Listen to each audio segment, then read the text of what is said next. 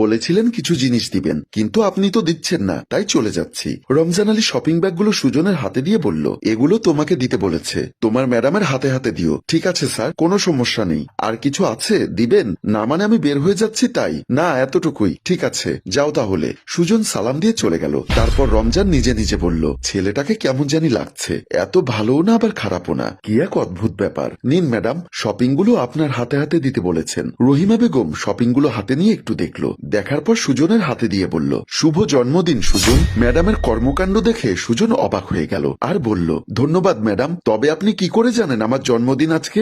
রহিমা বেগম বলল, দীর্ঘদিন আমার এখানে ড্রাইভার হিসাবে আছো, আমি জানবো না কে জানবে? আসলে ম্যাডাম, আপনাকে যে কিভাবে ধন্যবাদ দিব এবং কৃতজ্ঞতা প্রকাশ করব আমি ভাষায় খুঁজে পাচ্ছি না। এত ইমোশনাল হওয়ার দরকার নেই। অনেক অনেক দোয়া রইল তোমার জন্য এবং সততার সাথে থেকো সারা জীবন। সুজন বলল, ম্যাডাম, এখন আমি এখানে থাকবো না চলে যাব? অবশ্যই তুমি চলে যাবে। তোমাকে আজকে আসতে বলার কারণ, তোমার জামা কাপড় কেনার জন্য রমজান আলীকে টাকা দিয়েছিলাম, আর ওনার একটা ফাইল আমার কাছে ছিল, ওই ফাইলটা ওনাকে দিবে, আর শপিং ব্যাগগুলো ওনার কাছ থেকে নিয়ে আসবে, এজন্য আসতে বলেছিলাম। যাও, তুমি বাসায় চলে যাও, ফ্যামিলিকে সময় দাও, আজকে তোমার বড় একটা খুশির দিন। সুজন খুশি হয়ে ম্যাডামকে সালাম দিয়ে চলে গেল। সুজনের স্ত্রী বসে টেনশন করছে। এর মধ্যে সুজন এসে স্ত্রীকে বলল, তোমার মা বোনকে ফোন করো। সুজনকে দেখে তার স্ত্রী উঠে বসে জড়িয়ে ধরে জিজ্ঞাসা